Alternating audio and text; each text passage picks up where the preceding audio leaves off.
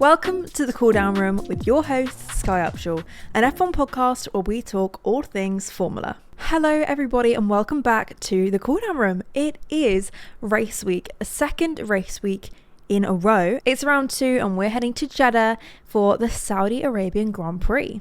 A lot has actually happened this week in the F1 news, and so we have lots to catch up on, and we have the track to talk about. We're going to get prepared for the weekend and we're going to get ready for the race. So kicking things off, as I just said, we have had literally so much news come out this week, and it has all been a lot of like if, buts and maybes, you know that whole saying.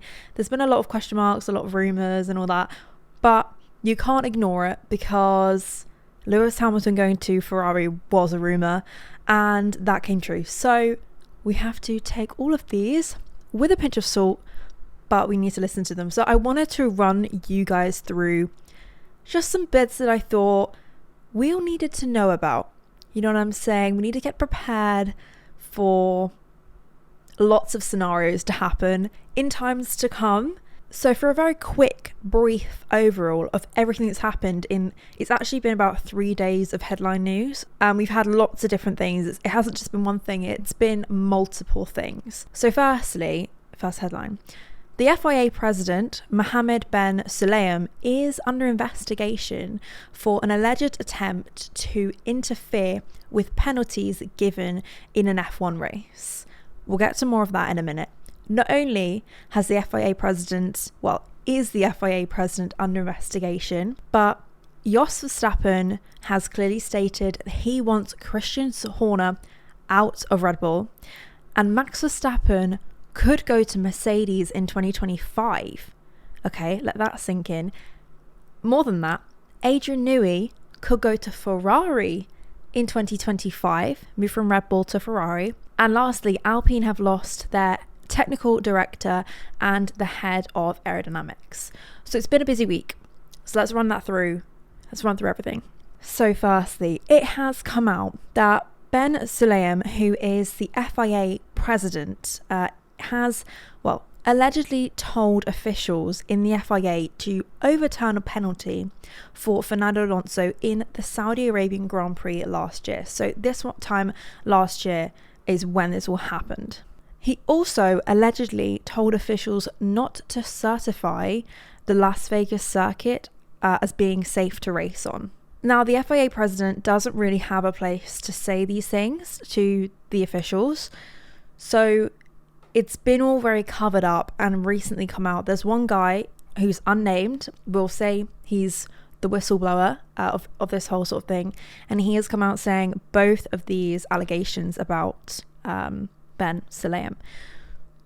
So it's really unclear what is going to happen to the FIA president, and I mean, I don't see the guy staying in very long, even if the allegations aren't true, just because they don't need any more bad publicity for F1, because there has been so much recently and we don't need any more. So if we can just keep everything nice and simple with not much drama, I think that would be great. So yeah, basically, bin Sulayem told the FIA to revoke their decision to give Fernando a 10-second penalty at the Saudi Arabian Grand Prix. This was because he actually had a 5-second penalty during the race, and he stopped before he got his tyres changed at a pit stop for 5 seconds and then had his pit stop and left. So he served his 5-second penalty, but the FIA then found out that the penalty wasn't quite 5 seconds and that the front jack for the car actually touched the car within 5 seconds, which is incredibly minor, but they have had lots of penalties given out because of those circumstances of touching a car or something. So yeah, one of the mechanics touched the car, and so another 10 seconds was given to Fernando, and the FIA president is like, no, you take that back. Basically, it was Fernando's 100th podium because he finished in 3rd place, and if he'd have got the 10-second penalty, he would have finished in 4th. Fernando did in fact not get the 10-second time penalty, but those the reasons for that are unclear. Though it seems now we may know why that happened. I think 10 seconds is a lot to give a driver for one mechanic's mistake. It is a team sport, so that is 100% valid that they pointed that out. But 10 seconds, it feels really harsh. And it was only the jack, and the jack didn't do anything. It literally touched the car, or so-called touched the car. The camera said they touched the car. So fair enough, but it did feel very harsh. And, you know, that penalty is given to Fernando and taken away the podium. Of course, it didn't in the end because he didn't get that penalty. But if it had happened, he would, in fact, have not had that podium. So, yeah, you can do what you will with that information. And then the FIA president, also told the FIA to find a reason not to pass the Las Vegas circuit safe for racing on. Now, the reasons for this are really unclear. I've done a lot of digging and I can't find anything in particular for why he would do this. And I'm not sure why it's come out, or maybe why he can't even say this, but he's clearly wanted the Las Vegas Grand Prix to not go ahead. And he's told officials to find any reason to not have the track as safe for racing on with F1 cars. So again, not sure where this is going to go in the future, but we will see over the next few days. Make sure you keep an eye on the headline news, and yeah, I will bring you all the information that I can. So moving on to Jos Verstappen and Max Verstappen, Adrian Newey, Christian Horner, all of that stuff. It's actually a mess. Red Bull is a mess right now, and whether you're a Red Bull supporter or not, I mean, you have to be watching what's going on here, because Red Bull is gonna change, I feel like, because someone has to go. There are so many allegations going around. You can't possibly keep everyone where they are, because, I mean, it's becoming a cat fight, honestly. It's going completely nuts. And yeah, it's just bringing in so many people unnecessarily, and it's taking it to headline news. It's not good publicity for F1 at all, or Max Verstappen, or Christian Horner, or Red Bull as a team, or any of their sponsors. So there needs to be something done, but I will run you through the quick headlines that have been going on this week related to it all. So firstly, Jos Verstappen, who is Max Verstappen's dad, has publicly come out and said that Christian Horner needs to leave Red Bull, and that if Christian doesn't leave Red Bull, then Max will leave Red Bull. Do you see what I'm going with this? So Jos has basically said that the Christian Horner allegations are damaging his son's reputation and career. So that's not looking great anyway. You know, having one of the best F1 drivers' dad, you know, come at the team boss, you know, the boss of his own son. That's not looking good at all for Red Bull, at all. Max Verstappen has not said anything directly about this, but it's all a bit up in the air. So then at the weekend at the Bahrain Grand Prix, Max Verstappen did not back Christian Horner in any of the interviews over the weekend. And the FIA president, or current FIA president, Mohammed Ben Sulayem, did go to Max and basically said to him that he needs to back Christian up. You know, he needs to back his own boss up in these interviews. And apparently, this is all, again, it's all allegations, but apparently Max then replied to that with that the FIA president needs to launch his own investigation into the whole situation. So that's also not looking good. Not looking good for Christian Horner and not looking good for Red Bull at all. But anyway, we've now gotten to, if Max Verstappen leaves Red Bull, where would he go? And everyone is now saying Max Verstappen is going to go to Mercedes. So much so that it's been called out to George Russell in an interview that he did at Saudi Arabia this weekend. Just literally, for me, it was like just a minute ago. And he's basically said that it would be exciting for the team to have Max in Mercedes. So I'm really surprised now that this is even a conversation.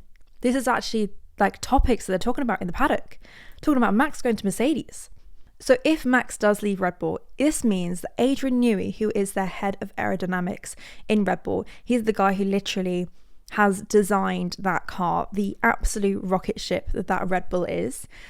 He would supposedly leave Red Bull, and the most likely place that he would end up in would be Ferrari. So you'd see Max Verstappen in a Mercedes, and Adrian Newey would be head of aerodynamics in Ferrari, meaning that basically Ferrari would have the best car. I'm really surprised at all of this. And then lastly, we'll move on to Alpine. Alpine did not have a good result at the Bahrain Grand Prix. They ended up last on the racetrack, and they are obviously last in the Constructors, last in the Drivers' Championship, and it's not looking brilliant at all. We've obviously only had one race, so a lot of things can change over the season, but it's clearly not looking good because Alpine's technical director and head of aerodynamics have left. So it's just not looking for Alpine. They're losing more and more people as time goes on. It's not looking good for the team, or the sponsors, or the drivers. We'll see how they perform at the street track, which we're going to this weekend. So talking of street tracks, I think we should now get onto all the track information for the Saudi Arabian Grand Prix. So it's round 2, and we're going to be heading to the Jeddah Corniche circuit based in Saudi Arabia. And this is actually a beachside circuit, and the beach actually goes onto the Red Sea. It's a really cool area. It's in the center of a proper city, which is Jeddah, and I really enjoy this track. It is, of course, a street track, which makes it really exciting. It's a night race, so it's going to be full of floodlights. It is actually the second longest F1 track on the current calendar, and it stands at 6.174 kilometers per lap. There are 27 turns in total, and this is the highest number of turns throughout the whole current F1 track as well, although a lot of the turns are quite long and sweeping. We're going to have 50 laps on Saturday, as it is yet another Saturday Grand Prix. There are 3 DRS zones with 3 separate detection zones, and this means we should see lots of excitement and overtaking, or at least trying to overtake, which I love. Of course, we do have the new rule this year, which means that DRS opens on the second lap after we start the race, whereas before it was on the third lap. So now, the second full lap that the drivers take, the DRS wings will be able to open.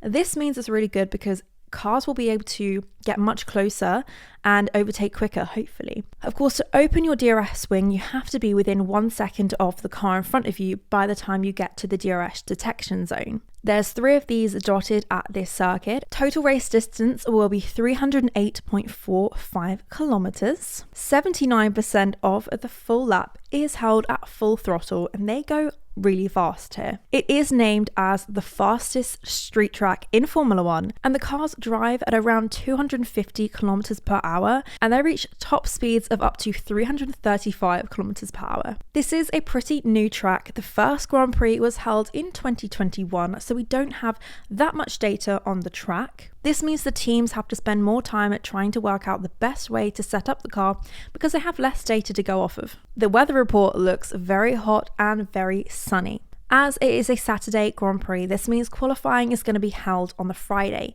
Both sessions will start at 8 p.m. Saudi Arabian time, and the weather at this time on the Friday is going to be 26 degrees Celsius and sunny, but it is going to be windy with predicted wind speeds of up to 16 miles per hour. Weather for Saturday for 8 o'clock seems to be about 27 degrees Celsius and sunny with wind speeds of around 11 miles per hour. Let's look at predicted lap times. The fastest lap during a Grand Prix is held by Lewis Hamilton, and he set it back in 2021 during the first time we were at Jeddah. The time was a 1 minute 30.734 seconds. That is almost 3 seconds off of the quickest qualifying time, which was also held by Lewis Hamilton back in 2021, and that time is a 1 minute 27.51. So I think pole position this year is going to be around 1 minute 28 to 1 minute 27. The race result last year ended with Sergio Perez taking first place, Max Verstappen taking second, and Fernando Alonso taking third. Of course, if he'd have had that penalty, he would have come fourth, but he did not get the penalty, so he got his 100th podium. The Jeddah track is actually the second longest track on the F1 calendar, just behind the Belgium track of Spa. Right, it's time for my predictions for the race result this weekend. I have had a lot of thought about this. My number one, my first place position is going to have to go to Max Verstappen. I can't see anyone else taking the first place this weekend, and Max Verstappen is way too fast in that rocket ship of a car, which is the Red Bull.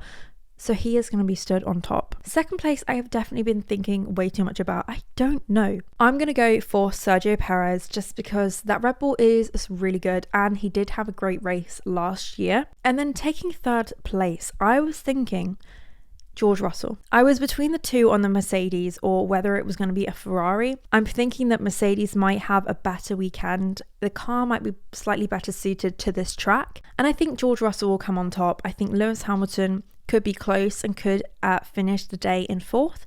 But I'm going to stick with George Russell in third. Fastest lap is, of course, going to be Max Verstappen because I'm sure that he's going to be plenty of seconds ahead and going to have loads of time to get the fastest lap in before the end of the race. Definitely head over to my social medias, just at Skye Official, SKYE Official, on any of my platforms, Instagram or TikTok, and let me know what your predictions are. I would like to know. Also, if you are, this is your reminder to make sure that you don't forget to put in your predictions to F1 Play, the F1 app, where you can predict what the race result is going to be.